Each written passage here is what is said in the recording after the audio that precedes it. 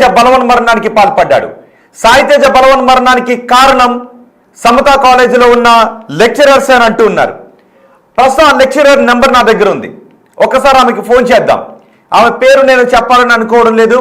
So madam అని పిలుస్తున్నాను. So madam అని పిలుస్తాను. ఒక్కసారి నేను ఆ చాట్లో ఉన్నది కూడా మీకు చదివి వినిపిస్తాను.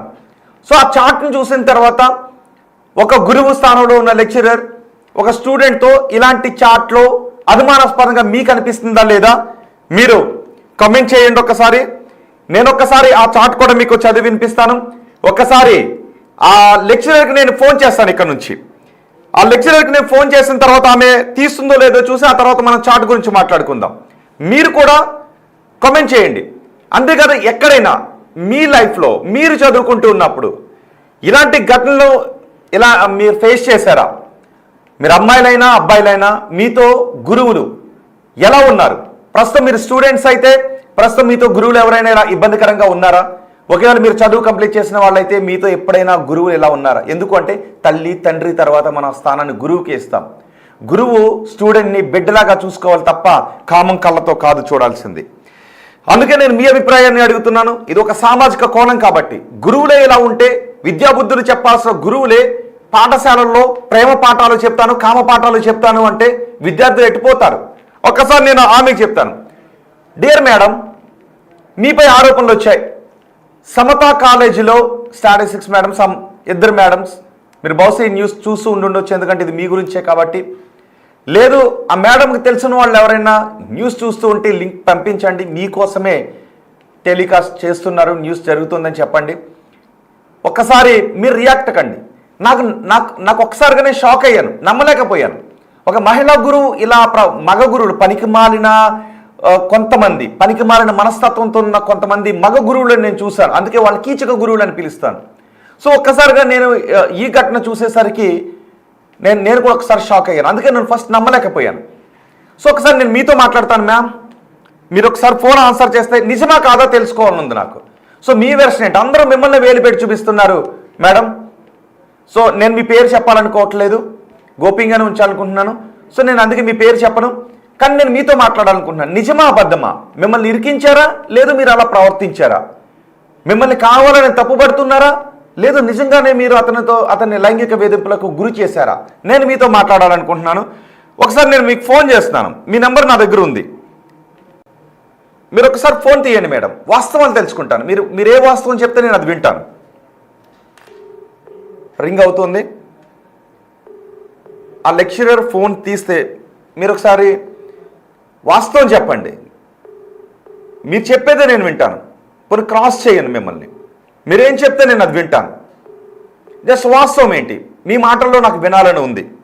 డియర్ మేడం, సమతా కాలేజీలో ఆ స్టూడెంట్ మరణానికి కారణమైన ఆరోపణలు ఎదుర్కొంటున్న డియర్ మేడం, నిజంగా మీరు అతను లైంగిక వేధింపులకు గురి చేశారా? లేదు మిమ్మల్ని ఇరికిస్తున్నారా?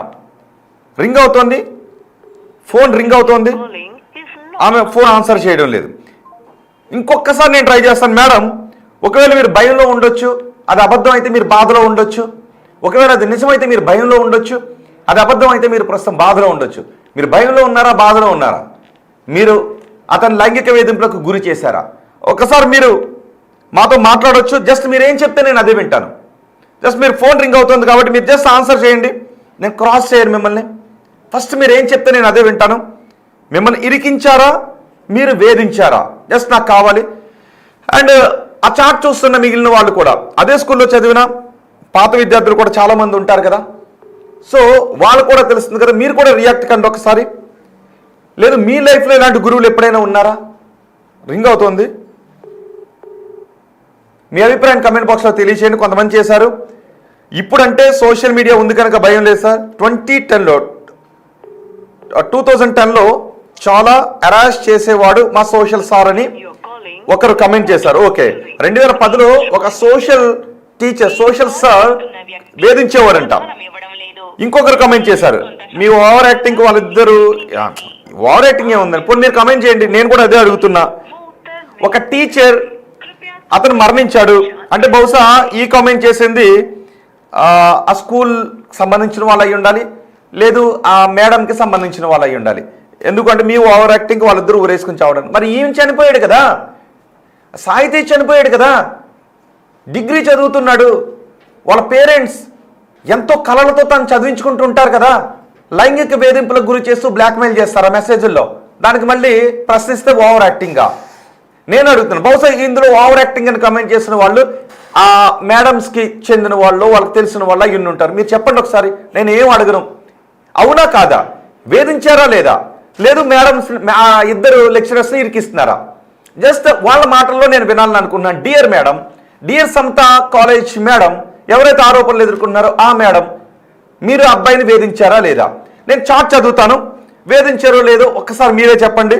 ఇందులో మీ ఓవర్ యాక్టింగ్కి వాళ్ళిద్దరూ చావడం ఖాయమని కమెంట్ చేసిన వాళ్ళు కూడా చెప్పండి. పైన ఉన్నది కూడా చూస్తున్న స్నేహితులు అనుమానంగా పెళ్లి చేయాలి అంటూ ఒకటి పెట్టారు.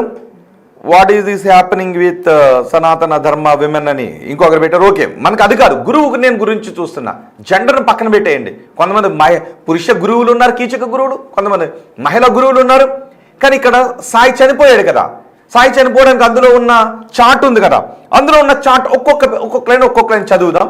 మీరు కూడా చెప్పండి. ఇందులో 2010లో సోషల్ సార్ హెరాస్ చేసేవాడు. ఏ స్కూల్లో చెప్పండి అమ్మా ఒకసారి. నజీన్ బేబీ అని రాశారు. ఒకసారి ఏ స్కూల్లో చెప్పండి. ప్రస్తుతం కూడా నిజంగా సోషల్ టీచర్ అక్కడ ఉంటే బిగ్ టీవీ ఎంక్వైరీ చేస్తుంది. మాకు కావాల్సింది ఏంటి అంటే మంచి సొసైటీ మాకు కావాలి.